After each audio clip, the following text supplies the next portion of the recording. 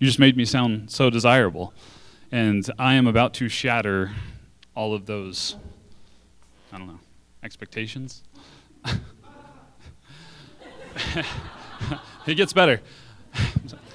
Hi, I'm David. I'm 31, and I live with my parents. All right. Maybe this won't go as bad as I thought. Living at home in your 30s is weird. It's like being a teenager with back pain and a credit score. My mom still tells me to clean my room, and I'm like, Mom, I have a dentist appointment that I scheduled myself. I think we're past this. And then she reminds me that I forgot to take out the garbage, and suddenly I'm 14 again. People act like living at home is a bad thing. I call it multi-generational wealth preservation. But my mom calls it a live-in third wheel. But honestly, it's a great setup. I've got home-cooked meals, built-in security, and parents who treat me like an adult and a child at the same time. One minute we're talking about the stock market and the state of our retirement accounts, and the next I'm getting yelled at for using the good scissors to open a bag of chips.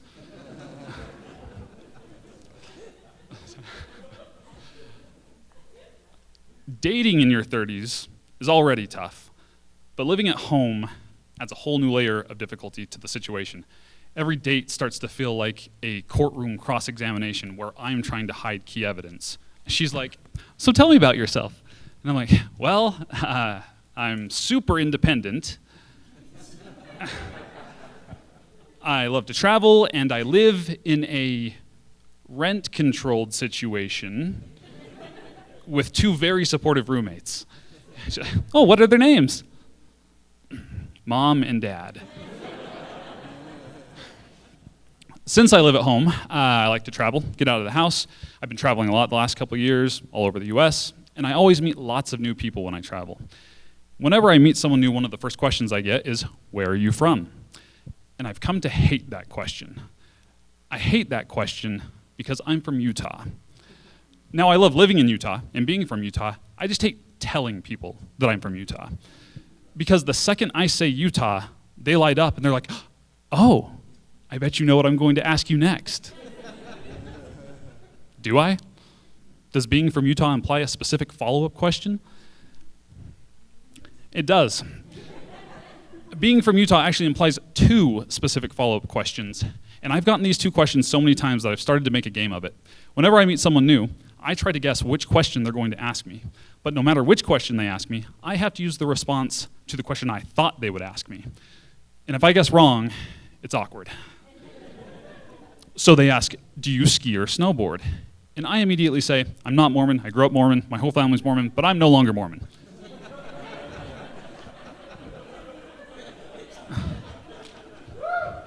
And they're like, oh, I just wanted to know if you enjoyed shredding fresh pow. Yeah, I snowboard.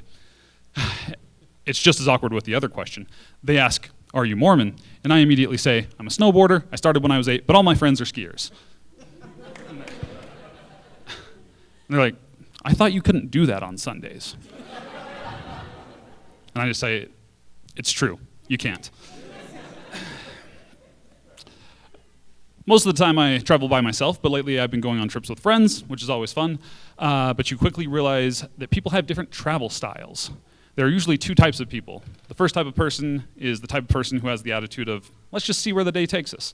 And the day takes us to a closed museum, a very expensive restaurant, and now we're stranded because all the trains have stopped running. And the second type of person is the over-planner, the person who keeps everyone on a minute-to-minute itinerary. Hey, okay, we got at least one of those. I traveled with a friend once who was an over-planner, and the itinerary was planned so specifically that it included scheduled, optional bathroom breaks. And everyone in the group thought that was weird. Like, I don't think bathroom breaks can be scheduled or optional. Like, if you gotta go, you gotta go. Like, pooping my pants is not on the schedule, but it might have to be added. On one of my solo trips a few years ago, I went to Iceland in September, but my bags didn't make it. It was just me, my jeans, and a thin jacket. Now, Iceland in September is basically a freezer set to wet. It's cold and it rains a lot. But I didn't want to waste any sightseeing time, so first stop was Gullfoss, a massive waterfall which gives off so much mist that it feels like you're walking through a car wash. So I'm wet from the rain, wet from the mist from the waterfall. Again, I'm wearing jeans, and jeans don't just get wet, they commit to being wet. Like the kind of commitment that my last girlfriend was looking for. If I could commit like jeans commit to being wet, I would probably still have a girlfriend. Anyway, so I'm toughing it out. Cold, wet, can barely walk. The wet jeans are super heavy. And I had travel insurance, but I wasn't confident that they would cover new clothes. But eventually I give in and decide to buy some dry, waterproof clothes at a gift shop. Now this gift shop had a dressing room, but I didn't want to walk up to the register wearing the new clothes, have them scan the tags on me while I'm holding a bundle of wet clothes under my arm. I didn't know if that was acceptable in Iceland, so I took the new clothes out to my tiny European rental car to change. Now, taking wet jeans off is already really hard, right? And if you've never had to take off wet jeans before, it's like playing tug of war, and the other team is your own pants, and they're winning. And now, standing up while taking wet jeans off is one thing. It's a whole other thing in a tiny European car. It's like a full-body puzzle box. And at this point, I became one of those puzzle boxes that are impossible to open. So I get in the front seat, in the driver's side seat. I lean it all the way back, but I can't get the pants off because the steering wheel's in the way. So I roll over into the passenger seat, lean that seat all the way back.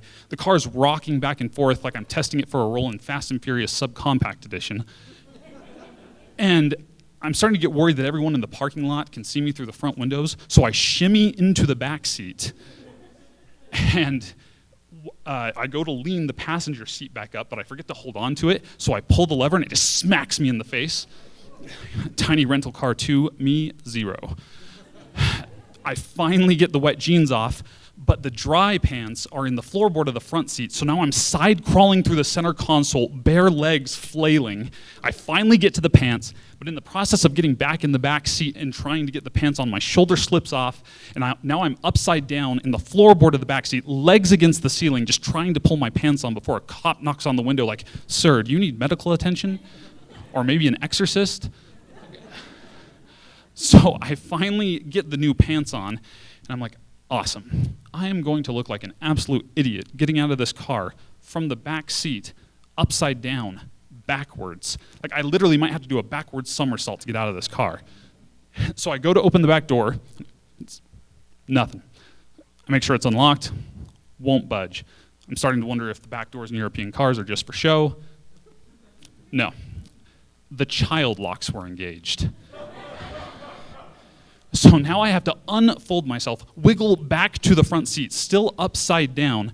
I make it to the front seat head first, push the door open, crawl out on my hands and knees, stand up, and standing right in front of me are 60 Japanese tourists lined up outside their tour bus. So 60 people just watched a grown man wrestle his own pants.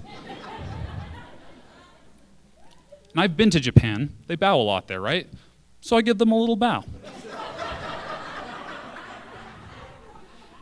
And 60 people in unison bow in response, which is how I knew they were all watching me. So these people saw who knows what, watch me stumble out of my car on my hands and knees, stand up, bow, and then immediately get back in my car and drive away. And of course, after all that, when I got back that afternoon, my bags with all my warm clothes were waiting for me at my Airbnb. Yeah. That's all I have tonight. Thank you.